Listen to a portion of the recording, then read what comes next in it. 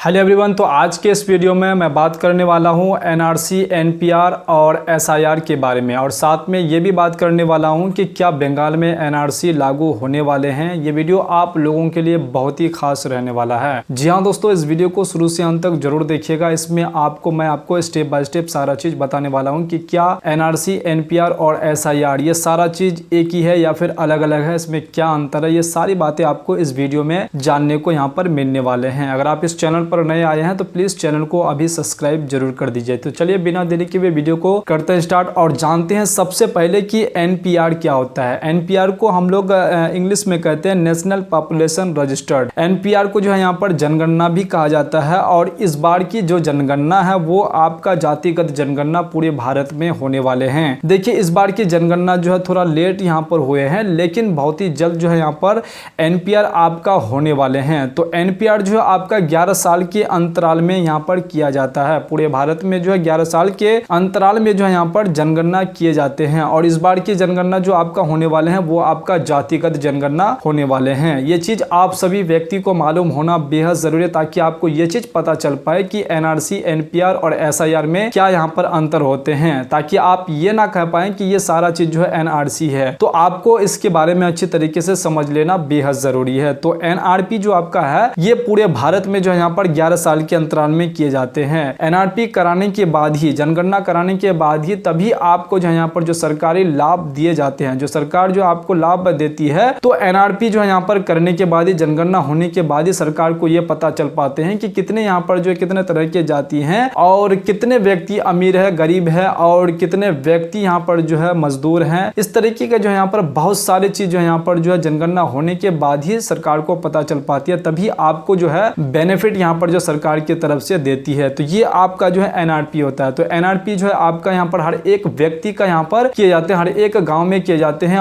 हर एक परिवार में यहाँ पर किए जाते हैं। तो आपको जो है एनआरपी करना बेहद जरूरी है, और एनआरपी हर एक व्यक्ति का यहाँ पर किए जाते हैं। तो ये आप एनआरपी के बारे में आप समझ लिए कि भारत में जो है यहाँ पर एनआरपी जो है यहाँ पर जनगणना किए जाते हैं। तो जनगणना जो आपका एनआरसी से कोई मतलब नहीं है। अब समझते हैं एनआरसी के बारे में कि एनआरसी होता क्या है। National registered of citizenship. Bharat के व्यक्ति को यह साबित करना होता है, पूरे भारत के जो है जितने भी व्यक्ति हैं उनको साबित करना होता है कि वह भारत के निवासी है। अब वो साबित कैसे कर पाएंगे, उनको कौन से दस्तावेज यहाँ पर दिखाने पड़ेंगे और कितने साल पीछे के दस्तावेज उन्हें दिखाने पड़ेंगे, तो ये साबित हो पाए कि वो भारत के यहाँ पर जो नागरिक है। तो एनआरसी जो है आपका है, एनआरसी में आपको ये चीज यहाँ पर दिखाने होते हैं। देखिए, हर धर्म के लोगों को दिखाना होगा कि 1971 ईस्वी से पहले के दस्तावेज यहाँ पर उनको दिखाना होगा। ये ताकि बहुत सारे लोग जो पूरे भारत बहुत ही परेशानी यहाँ पर होते हैं, और उनको ये बहुत ही यहाँ पर जो नामुमकिन जैसा यहाँ पर लग रहा है कि ये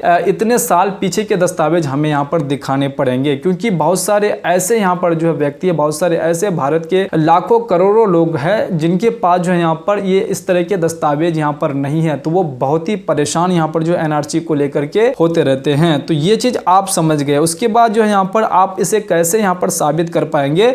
आपके यहाँ पर जो पूर्वजों की जो जमीन है, जो प्रॉपर्टी है, जो आपके दादा परदादाओं की जो जमीन, जो पैतृक संपत्ति है, जो जमीन है, तो आपका जो खतियानी जमीन है, तो खतियान आपके दादा परदादा जी के होंगे, और उनसे आपको ये साबित करने होंगे कि आप 1971 ईस्वी से पहले के यहाँ पर भारत की यहाँ पर निवासी है और भारत में आप रहते हैं। या फिर आपके दादा परदादा का यहाँ पर जो क्या हो सकते हैं कि जो आपके दादा परदादा जो जमीन खरीदे होंगे, तो जमीन का जो है केवला सेल डेट यहाँ पर हो सकते हैं, उनसे भी आप अपना यहाँ पर जो है साबित कर सकते हैं। 1971 ईस्वी से पहले के दस्तावेज आप अगर केवला किए हुए हैं तो वो भी आप साबित कर सकते हैं, और आपको करने होंगे एनआरसी के माध्यम से। तो ये चीज आप अच्छी तरीके से समझिए, लेकिन बहुत सारे ऐसे व्यक्ति हैं, बहुत सारे ऐसे लोग हैं जो ये चीज जो साबित करने में उन्हें जो है यहाँ पर आसान नहीं है, और ये अच्छी तरीके से जो है वो साबित कर भी यहाँ पर नहीं पा रहे हैं। तो ये जो आपका एनआरसी, इस तरीके से आपको यहाँ पर जो है साबित करने होंगे कि अगर एनआरसी अगर आपके क्षेत्र में, आपके स्टेट में अगर लागू हो जाते हैं, तो आपको जो है इस तरीके के दस्तावेज आपको यहाँ पर देने पड़ेंगे। तो उसके बाद आपके पास जो है यहाँ पर जन्म प्रमाण पत्र 1971 ईस्वी के पहले के आपके पास होने चाहिए। अगर आपके पास है तो इनसे भी आप साबित कर सकते हैं। देखिए, एनआरसी जो आपका सिर्फ लागू किए गए हैं पूरे भारत में, वो आपका आसाम में लागू है।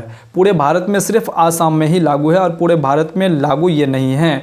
लाखों करोड़ों लोगों के पास जो अपना घर नहीं है, वो जो है एक जगह से दूसरे जगह पलायन पलायन करते रहते हैं और उनके पास जो है इस तरीके के कोई भी दस्तावेज नहीं है और वो साबित जो है यहाँ पर करने में उसे इतना आसान यहाँ पर नहीं है कि वो जो है 1971 ईस्वी से पहले के दस्तावेज वो दिखा दें। तो इस तरह के जितने भी यहाँ पर जो है एक जगह से दूसरे जगह यहाँ पर जो हर महीने हर साल जो है यहाँ पर पलायन करते रहते हैं और उनका कोई ठिकाना नहीं है, तो इस तरह के व्यक्ति जो है यहाँ पर परेशान होते हैं कि हम कैसे जो है अपना दस्तावेज जो है यहाँ पर साबित कर पाएंगे 1971 ईस्वी से पहले के दस्तावेज। तो ये आपका यहाँ पर एनआरसी हो गया। तो एनआरसी के माध्यम से आपको यहाँ पर जो साबित करने होंगे, ये पुराने दस्तावेज आपको दिखाने होंगे, तभी आप जो भारत के नागरिक यहाँ पर कहलाएंगे। तो एनआरसी जो है यहाँ पर ये जो दस्तावेज मांगे जा रहे हैं तो ये आसान नहीं है, ये बहुत ही मुश्किल आप लोगों को यहाँ पर हो सकते हैं। तो ये आपका एनआरसी होते हैं। एनआरसी के बारे में आप अच्छी तरीके से समझ गए होंगे। उसके बाद आप जान लीजिए कि एसआईआर होता क्या है, स्पेशल जो है इंटर्नशिप रिवीजन, ये है क्या। देखिए ये जो नागरिकता भी नहीं है और इससे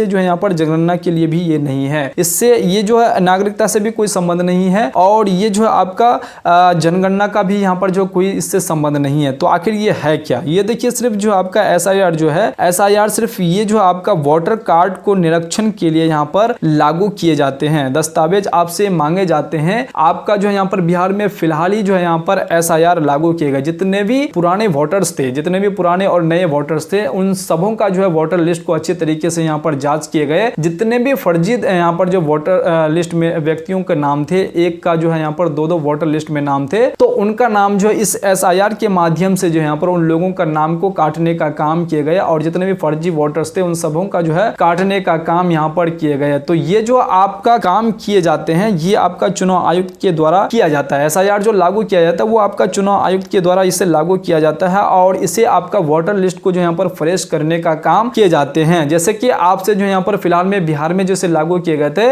और बिहार में जितने भी वोटर्स थे सब के पास जो है यहाँ पर करंट उनसे दस्तावेज मांगे जा रहे थे कि आपके पास जो है आधार कार्ड होने चाहिए। उसके बाद अगर आधार कार्ड आपके पास है, उसके बाद जो प्लस में आपका निवास प्रमाण पत्र आपके पास होने चाहिए। उसके बाद आपके पिताजी का जो 2003 के लिस्ट में यहाँ पर नाम होने चाहिए। उसके बाद अगर आपने पढ़ाई की हुई है 10वीं की, या फिर आपने यहाँ पर ग्रेजुएशन किए हैं, या फिर आपके पास एजुकेशन कोई भी अगर दस्तावेज सर्टिफिकेट है, तो उनसे आपको ये साबित करने होते हैं कि आप जो है यहाँ पर भारत के यहाँ पर जो निवासी है और आपका जो भी दस्तावेज आप दिखाते हैं उसमें आपका डेट ऑफ बर्थ लिखा हुआ रहता है। उनसे आपका ये दस्तावेज जो है यहाँ पर ये साबित तो हो जाते हैं कि आप भारत के नागरिक हैं और उनसे आपका वोटर लिस्ट को जो है यहाँ पर क्या किए जाते थे, उसे फ्रेश करके जो है आपका वोटर लिस्ट में नाम फिर से यहाँ पर जो फ्रेश करके चढ़ा दिए गए हैं। तो ये आपका जो हाल ही में जो है बिहार में जो एसआईआर लागू किए गए थे और इसे जो है यहाँ पर जितने भी नए पुराने वोटर्स थे सबका जो है वोटर लिस्ट को जो है यहाँ पर अच्छी तरीके से अपडेट करके नया वोटर लिस्ट को यहाँ पर तैयार कर दिए गए। तो ये आपका एसआईआर के माध्यम से जो है यहाँ पर किए गए हैं। तो एसआईआर और आपका एनआरसी और एनपीआर, ये तीनों चीज जो आप अच्छी तरीके से समझ गए होंगे, ये तीनों चीज जो है यहाँ पर अलग अलग है, क्योंकि बहुत सारे ऐसे गांव के यहाँ पर व्यक्ति हैं, ऐसे यहाँ पर लोग हैं जो तीनों को एक ही चीज समझ करके बैठे रहते हैं कि वो सिर्फ जो है एनआरसी तीनों को मान लेते हैं कि एनपीआर भी एक ही है और एसआईआर भी एक ही है और एनआरसी भी एक ही है। तो एसआईआर और एनपीआर जो आपका है तो ये आपका दोनों अलग है और एनआरसी आपका यहाँ पर अलग है। इसका दूर दूर तक कोई भी यहाँ पर जो है आपको कनेक्शन देखने को नहीं मिल रहा है। तो ये चीज आप अच्छी तरीके से यहाँ पर समझ गए होंगे। उसके बाद हम लोग जान लेते हैं कि आप लोग ये भी सोच रहे होंगे कि आप थंबनेल में जो पहले आप यहाँ पर पढ़े होंगे कि बंगाल में भी जो है यहाँ पर एनआरसी लागू यहाँ पर होने वाले हैं। तो देखिए मैं आपकी जानकारी के लिए बता दूं कि बंगाल में जो है यहाँ पर बंगाल में आपका जो यहाँ पर एनआरसी लागू यहाँ पर नहीं किए गए हैं। ये आपका कोई भी लिखित यहाँ पर जो है सबूत नहीं है कि बंगाल में जो है यहाँ पर आपका एनआरसी लागू किए जाएंगे। तो ये बहुत सारे ऐसे आपको न्यूज वाले आपको यहाँ पर बताते होंगे या फिर आपको बहुत सारे ऐसे यूट्यूबर्स है जो आपको बताते होंगे कि बंगाल में जो है एनआरसी लागू यहाँ पर होने वाले हैं या फिर हो चुके हैं। तो अभी कोई भी लिखित यहाँ पर जो है